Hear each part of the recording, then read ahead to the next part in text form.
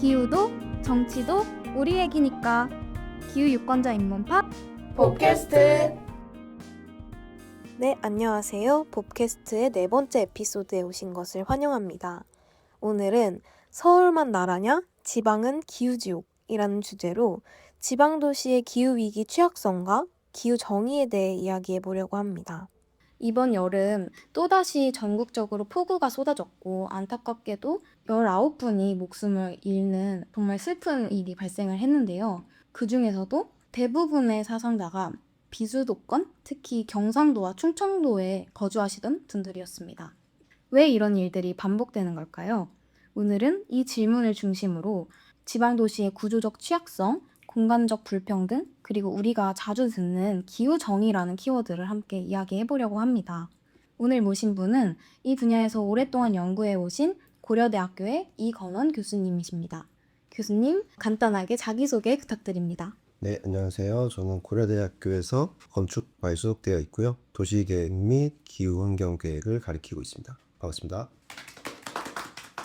네, 그래서 이번 여름 또 폭우 피해에서도 비수도권에서의 피해가 집중됐어요. 지방 도시들이 기후 재난에 특히 취약한 이유가 무엇인지 좀 설명해 주실 수 있을까요? 네, 조금 길게 말씀을 드려야 될 수 있는데 질문하신 이유에 대해서 좀 더 체계적으로 좀 말씀을 좀 드릴게요. 그러기 위해서 일단 우리가 위험성 평가 지표에 대해서 좀 알아야 되는데요. 이걸 중심으로 말씀을 드릴게요. 기본적으로 재해재난의 위험성 평가 지표라는 게 있고 이제 다양한 국가의 연구기관들에서 연구를 하고 있거든요. 일단 제가 기준으로 오늘 말씀드리려는 거는 제가 이제 속해서 연구를 했던 연구단에서 국토교통부 연구단이었고요. 네, 2000년 정도에 이제 발표한 그 자료 가지고 좀 말씀을 드릴게요.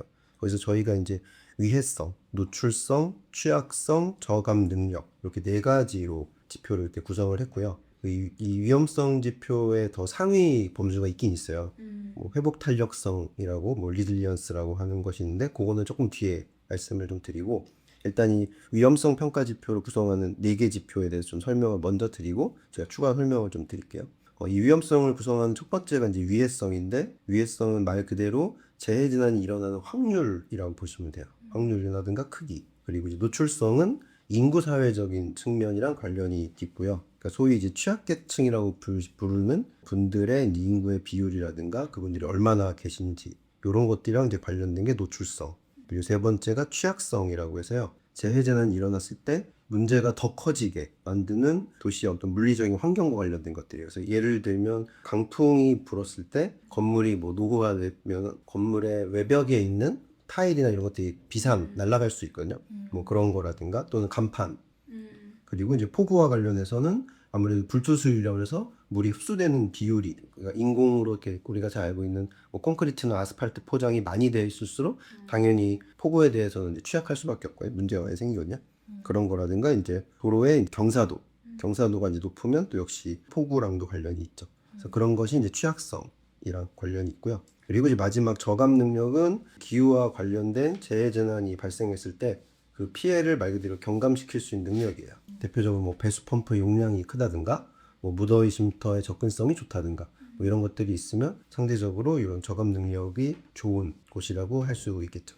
그러니까 이런 체계 속에서 우리가 이제 지방 도시들이 왜 취약한가를 좀 살펴보면 당연히 도시마다 입지적 상황은 좀 많이 달라요. 그렇지만 대체로 지방 도시들은 기본적으로 첫 번째 위해성이 큰 편이죠.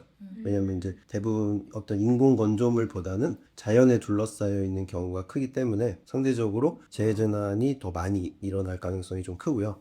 하지만 이건 어느 정도 가능성일 뿐이고 이건 절대적이진 않아요.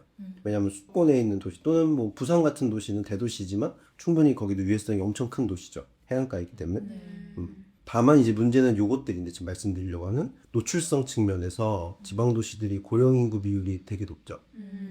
그러다 보니까 상당히 이제 노출성에 취약하고 두 번째가 취약성 측면에서 상대적으로 도시가 정비되어 있는 수준이 되게 낮아요. 그리고 노후화된 도시 인프라가 많고 노후화된 건축물들이 많기 때문에 이것들을 이제 알아서 정비하기 좀 어렵죠. 네, 이런 것들 때문에 역시 취약성 측면에도 취약하다고 할 수 있고요. 그리고 이제 비슷한 측면에서 저감 능력도 상당히 떨어지죠. 그냥 대부분 지방 도시들이 재정 자립도라든가 재정 자주도가 엄청 떨어지기 때문에 저감 능력을 향상시키기 사실 좀 어렵죠. 그러다 보니까 기반 시설을 새로 설치하기도 어렵고 있던 것도 유지 관리하거나 그런 것들을 재투자하기에는 좀 어렵죠. 네, 이런 것들을 이제 정리하자면 결국에는 위해성 측면에서는 좀 확률적으로 높긴 하지만 또 뭐 수도권에 있는 도시든 큰 도시들이랑 사실 차이가 없을 수도 있죠. 다만 아까 말씀드린 노출성, 취약성, 저감 능력 편에서는 상당히 지방 도시가 수도권에 있는 대도시들에 비하면은 상당히 취약하고 그러다 보니까 피해가 났을 때 그 피해가 더 가중될 수밖에 없는 상황에 놓였다라고 할 수 있죠.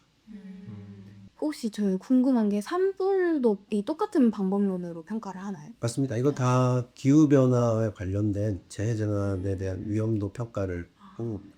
저희가 그때 8대 재난에 대해서 그렇게 했을 거예요. 발대 재난. 네. 그렇구나. 네, 그럼 매번 이런 식으로 기후 재난이 발생했을 때 비수도권 지역에 피해가 몰리는 이유는 단순히 운이 나빠서 그랬던 게 아니라 좀 구조적으로 그럴 수밖에 없는 상황인 거네요. 네, 맞습니다. 그래서 인구 감소랑 고령화 이런 것들을 엮여가지고 도시를 이제 회복력 있게 운영하기가 좀 어렵게 하고 있고요. 그런 재정 자체도 이제 한정이 좀 높아서 사전 예방에 투자하는 것도 쉽지 않습니다. 근데 저는 좀 궁금했던 게 이제 도시 인프라가 오히려 이제 아스팔트나 예를 들어 이런 구조물들이 생겼을 때 오히려 더 취약할 수도 있는 부분이 있다라고 말씀 주셨는데 근데 제가 이제 기후 관련된 수업을 들었을 때는 흙 같은 게 있어야 이제 투수성이 좋고 뭐 이런 여러 측면들이 또 있다고 했는데 이런 것들도 그럼 비교를 해서 취약성이 나오는 건지 좀 물론이죠. 불투수성 측면에서 사실은 소위 지방 도시들이 그런 불투수성 측면에서는 유리하죠. 왜냐하면 하드 페이빙 된, 그러니까 말 그대로 콘크리트나 아스팔트로 깔려 있는 데는 당연히 도시 지역이 훨씬 더 심하니까요. 네네. 그리고 뭐 건물의 어떤 복잡성이나 뭐 이런 것들 고려하면 사실 지방 도시보다는 수도권 도시들이 더 위험도가 높을 수는 있죠. 하지만 문제는 물론 문제가 발생했을 때 네. 또는 그 발생을 예방하고자 할 때에 대한 대응 체계는 완전 다르죠. 그래서 이따 뒤에서도 한번 말씀드릴 텐데 뭐 네. 2022년도에 홍수가 났었던 포항이나 서울, 강남 같은 경우들은 벌써 다 세팅을 완료했거든요. 이미 뭐 한 3년 지났는데, 근데 그에 비해서 최근에 막 이렇게 문제가 일어나는 것들은 뭐 옛날에 좀 옛날 얘기하는데 2010년대 초중반에 평창 쪽에서 계속 홍수가 많이 났었어요. 맞아요. 근데 그때 계속 나온 기사는 1년이 지났는데도 아직 복구가 안 끝났는데 또 비 온댄다. 이런 것들이 되게 많았거든요. 그러니까 확실히 지방 도시들은 그런 대응하는 게 예방하기도 쉽지 않고 대응하는 전략을 짜는 게 아무래도 여러 가지 예산 부족이라든가 인력 부족 문제가 있으니까 그런 게 이제 심각한 문제라고 할 수 있죠.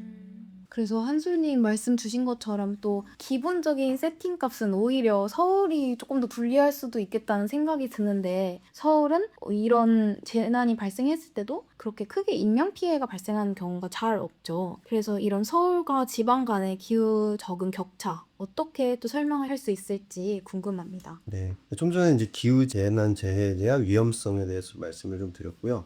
그 위험성도 당연히 이제 문제인데 이 개념을 포함하는 더 큰 개념이 있어요. 기후 변화에 따른 회복 탄력성.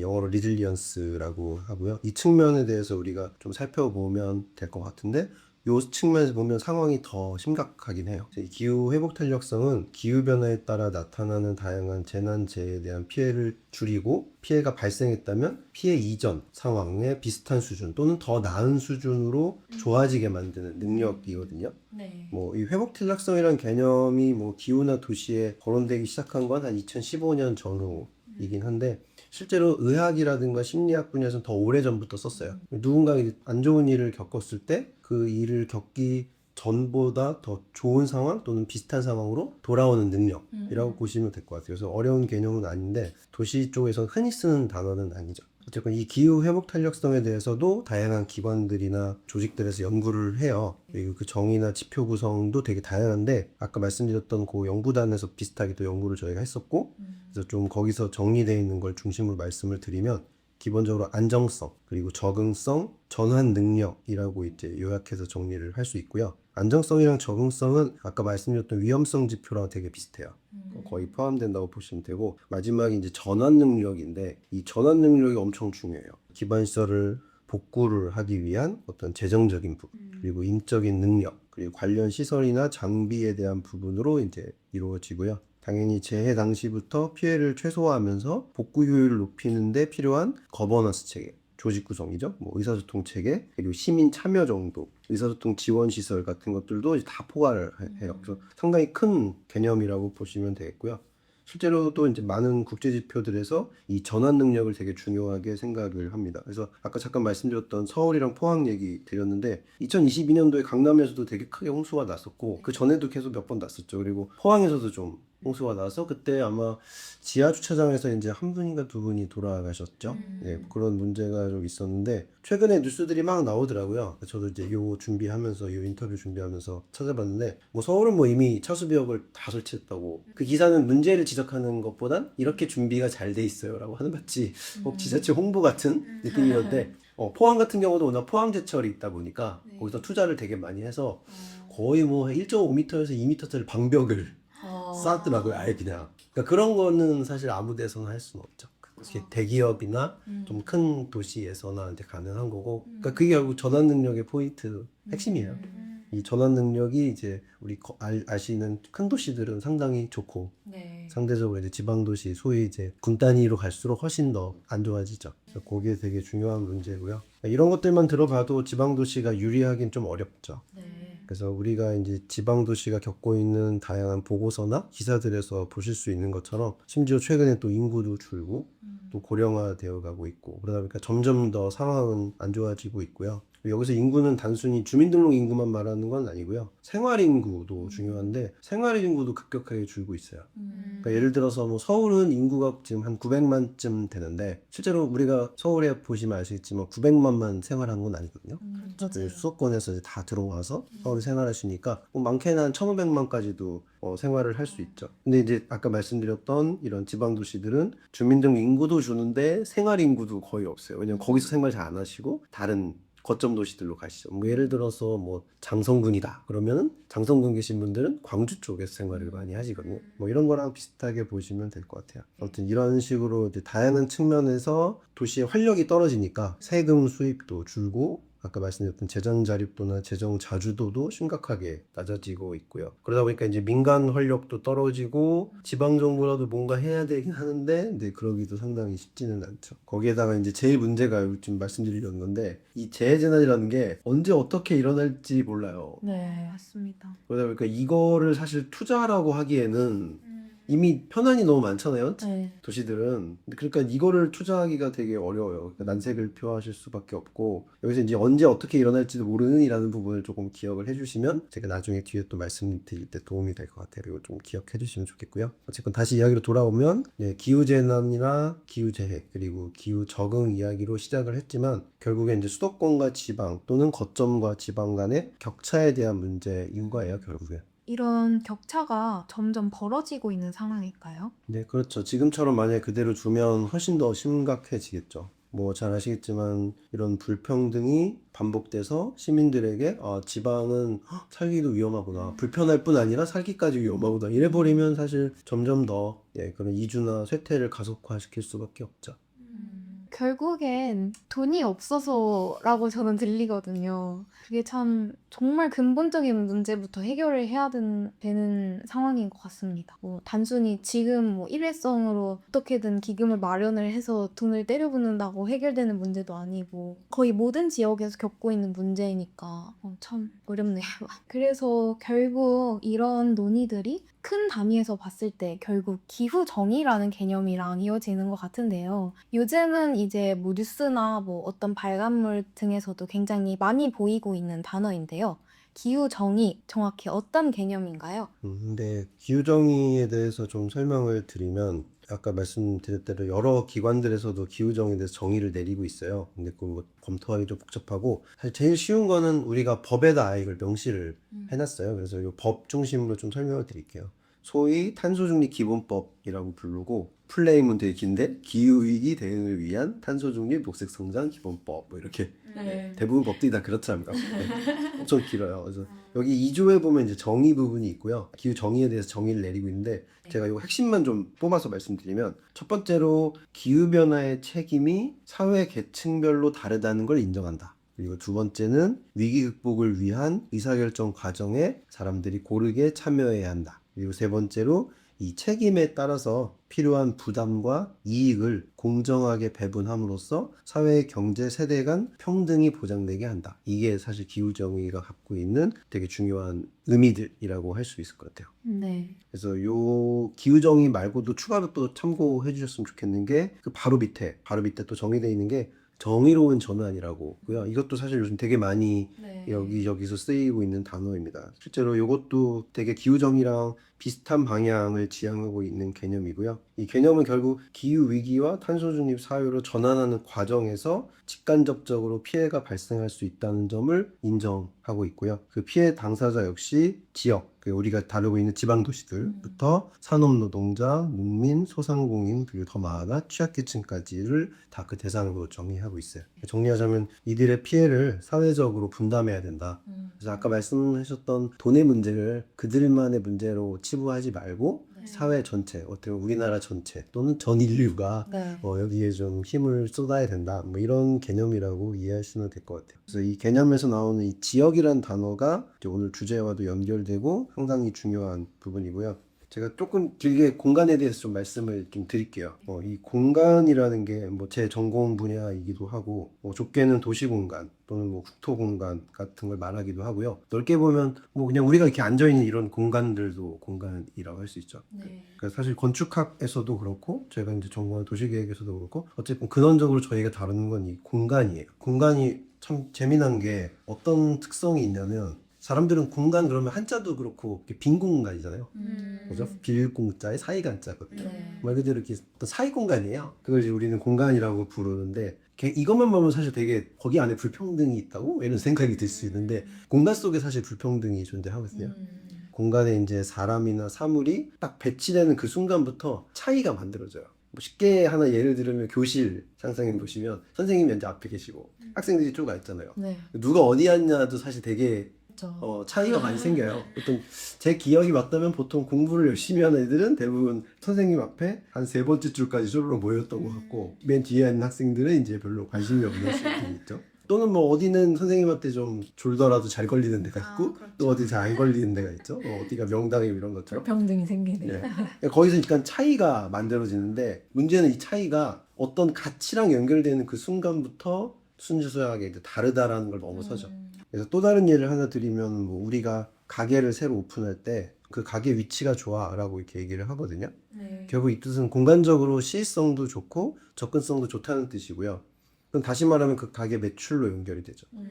근데 문제는 매출로만 연결되면 다행인데 임대료랑도 연결이 되죠. 그렇죠. 그러니까 결국 이 정도 오면 이제 우리가 이 입지라는 것, 그러니까 위치를 점하는 것 자체가 가치 그리고 가격으로 연결된다는 거 아실 수 있고요. 그럼 결국 여기까지 되면 아시겠지만 결국 그게 힘이나 권력이랑도 연결이 되는 문제예요. 그러니까 결국 이런 문제는 우리 도시 공간이나 국토 공간도 마찬가지죠. 네. 그래서 어디에 위치하고 입지하느냐에 따라서 차이가 만들어지고 결국 그 차이는 차별로 연결될 가능성이 커지죠. 문제는 이게 누구도 처음부터 그 입지를 스스로 선택한 적이 없다는 거예요. 네.